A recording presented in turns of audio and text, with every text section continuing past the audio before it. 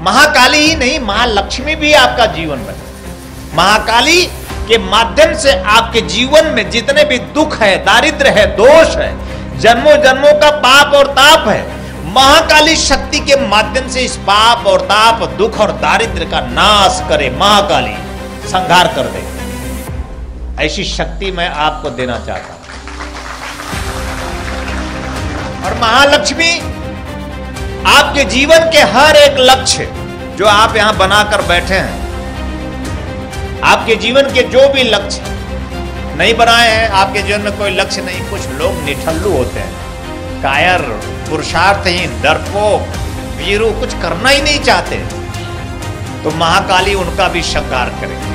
उनको उठा के खड़ा कर दे कि चलो करो, पुरुषार्थ करो। तुम पुरुष हो, पौरुषवान हो, तुम में एक ताकत देती हूं मैं, एक शक्ति, एक क्षमता का प्रवाह करती हूं। तुम उठो, तुम गुरु के शिष्य हो, तुम बैठे कैसे रह सकते? एक ऐसी शक्ति आप में बैठने नहीं देगी। आपको दीक्षा के बाद आप में ऐसी शक्ति प्राप्त होगी कि आप बैठ नहीं सकते। आप पुरुषार्थ के गुणों से युक्त हो जाएंगे। आप जीवन में जो चाहेंगे सो कर सकने की शक्ति, क्षमता प्राप्त कर लेंगे। तो लक्ष्मी का अर्थ होता है जो आपके जीवन लक्ष्य को प्रदान करती है। आपको धन दे, यश दे, मान दे, प्रतिष्ठा दे, पद दे। यह लक्ष्मी शक्ति के माध्यम से आपको प्राप्त हो सकता। लेकिन जो सहज होगा वो मुस्कुराएगा, उसके होठों पे एक मुस्कान होगी। देखिए, जीवन में वो जो धन है वो धन नहीं है जो आपने अपने घरों में रखा है या पॉकेट में रखा है। धन केवल आपके जीवन की मुस्कान है। अगर आप किसी भी स्थिति में, किसी भी परिस्थिति में मुस्कुराते रहते हैं तो आप समझे कि आपको काल भी कभी पछाड़ नहीं सकता। मुस्कुराना जीवन की सबसे सच्ची कला है। आप चित्र टांग कर सिर्फ महाकाली की पूजा कर सकते हैं, लेकिन महालक्ष्मी तो छूट जाएगी ना। महाकाली ही नहीं, महालक्ष्मी भी आपका जीवन बने। महाकाली के माध्यम से आपके जीवन में जितने भी दुख है, दारिद्र्य है, दोष है, जन्मों जन्मों का पाप और ताप है, महाकाली शक्ति के माध्यम से इस पाप और ताप, दुख और दारिद्र्य का नाश करे। महाकाली संहार कर दे। ऐसी शक्ति मैं आपको देना चाहता हूं। और महालक्ष्मी आपके जीवन के हर एक लक्ष्य जो आप यहां बनाकर बैठे हैं, आपके जीवन के जो भी लक्ष्य नहीं बनाए हैं, आपके जीवन में कोई लक्ष्य नहीं। कुछ लोग निठल्लू होते हैं, कायर, पुरुषार्थहीन, डरपोक, वीरू, कुछ करना ही नहीं चाहते, तो महाकाली उनका भी संहार करे। उनको उठा के खड़ा कर दे कि चलो करो, पुरुषार्थ करो। तुम पुरुष हो, पौरुषवान हो, तुम में एक ताकत देती हूं मैं, एक शक्ति, एक क्षमता का प्रवाह करती हूं मैं। तुम उठो, तुम गुरु के शिष्य हो, तुम बैठे कैसे रह सकते? एक ऐसी शक्ति आप में बैठने नहीं देगी। आपको दीक्षा के बाद आप में ऐसी शक्ति प्राप्त होगी कि आप बैठ नहीं सकते। आप पुरुषार्थ के गुणों से युक्त हो जाएंगे। आप जीवन में जो चाहेंगे सो कर सकने की शक्ति, क्षमता प्राप्त कर लेंगे। तो लक्ष्मी का अर्थ होता है जो आपके जीवन लक्ष्य को प्रदान करती है। आपको धन दे, यश दे, मान दे, प्रतिष्ठा दे, पद दे। यह लक्ष्मी शक्ति के माध्यम से आपको प्राप्त हो सकता है। लेकिन यह तब संभव है जब हम वर्तमान में जिएंगे।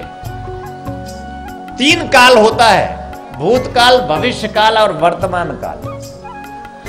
हमारे सारे सदग्रंथों में कहा गया है या तो व्यक्ति को सिर्फ वर्तमान में जीना चाहिए। लेकिन व्यक्ति दुखी क्यों है, चिंतित क्यों है, परेशान क्यों है?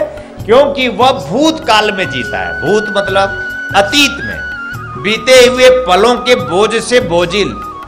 उन्होंने मेरा ये नुकसान किया है, उन्होंने इस समय मेरा ये घात किया था, उन्होंने मुझे इस तरह से मेरे साथ दुर्व्यवहार किया था।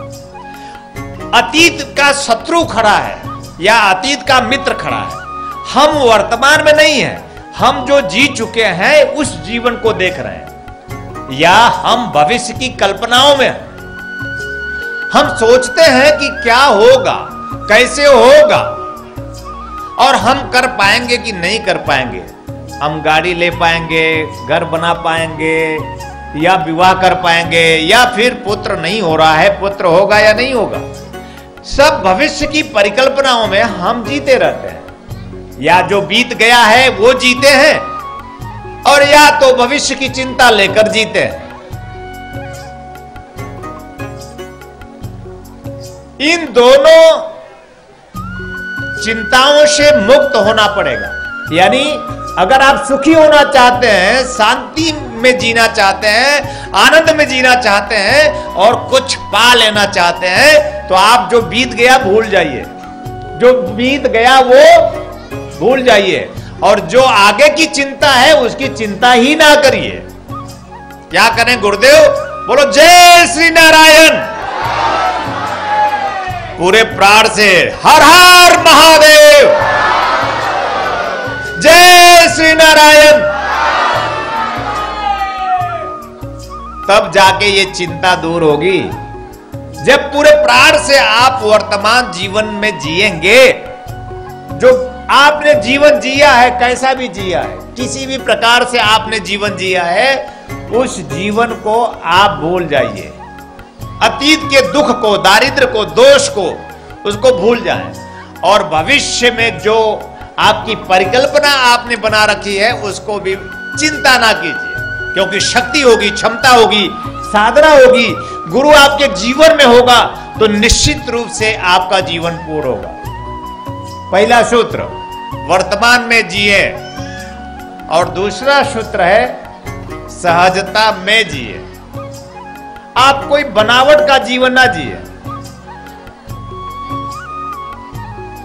जो है वो है, यही जीवन है मेरा।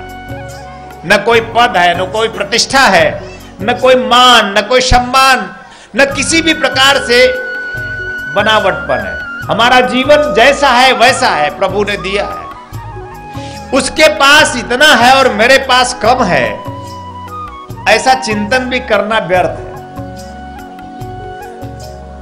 सहजता में, सरलता में जीवन है, सहजता में, स्नेह में जीवन है, सहजता में, प्रेम में जीवन है। हमारा जीवन अगर स्नेहपूर्ण नहीं है, हमारा जीवन अगर प्रेम पूर्ण नहीं है, हमारा जीवन अगर सौम्य शांत नहीं है, तो फिर कोई जीवन नहीं। तो दूसरा सूत्र है कि हम सहज हों। भगवान विष्णु को देखा आपने, वो हमेशा मुस्कुराते रहते हैं। सहज जीवन है, जो सहज होगा वो मुस्कुराएगा, उसके होठों पे एक मुस्कान होगी। देखिए, जीवन में वो जो धन है वो धन नहीं है जो आपने अपने घरों में रखा है या पॉकेट में रखा है। धन केवल आपके जीवन की मुस्कान है। अगर आप किसी भी स्थिति में, किसी भी परिस्थिति में मुस्कुराते रहते हैं, तो आप समझे कि आपको काल भी कभी पछाड़ नहीं सकता। मुस्कुराना जीवन की सबसे सच्ची कला है। अब आप, मैं जानता हूं, हिमालय जा नहीं सकते, कंठी माला पहन के साधना कर नहीं सकते, और साधना की गोपनीय विधाएं मैं आपको नहीं बताने आया हूं। मैं बताने आया हूं कि जीवन में चाहे जो भी हो, गुरुदेव ने कहा है कि आए थे, उन्होंने संदेश दिया है, दीक्षा दिया है कि हमारे पास जो है हम उसी में संतुष्ट रहेंगे और पाने का प्रयास करेंगे। ऐसा नहीं कि संतुष्ट रहेंगे तो अब का हो जाए, हम करबो ही नहीं करो। ये भाषा आपको समझ में आई? भोजपुरी जाए का फायदा बा, हम करबो ही नहीं करो।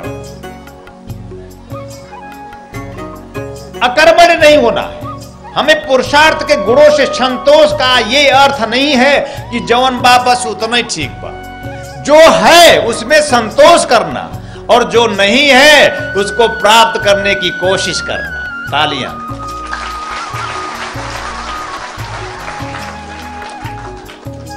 जो भी नहीं है उसे प्राप्त करने के लिए कोशिश। और एक चीज और समझ लेना, तुम्हारे सिर्फ प्रयास करने से हो सकता है तुम्हें न प्राप्त हो।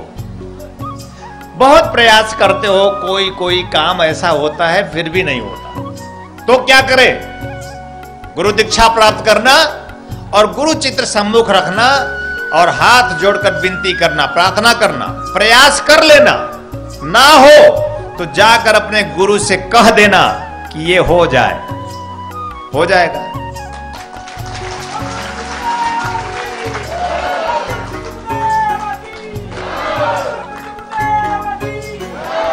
तो जीवन में हमें पूर्णता कैसे मिलेगी, सुख शांति समृद्धि हमें कैसे मिलेगा, मानव जीवन हम कैसे धन्य करेंगे? प्रयास करेंगे पाने के लिए, संतोष में प्रयास करेंगे पाने के लिए, और सदगुरु से प्रार्थना करेंगे पूर्ण होने के लिए। अगर हम प्रयास और प्रार्थना दोनों करें, या तो हम सिर्फ प्रयास करते हैं, या तो दिया जला के बैठ के सिर्फ हवन यज्ञ करते रहते हैं।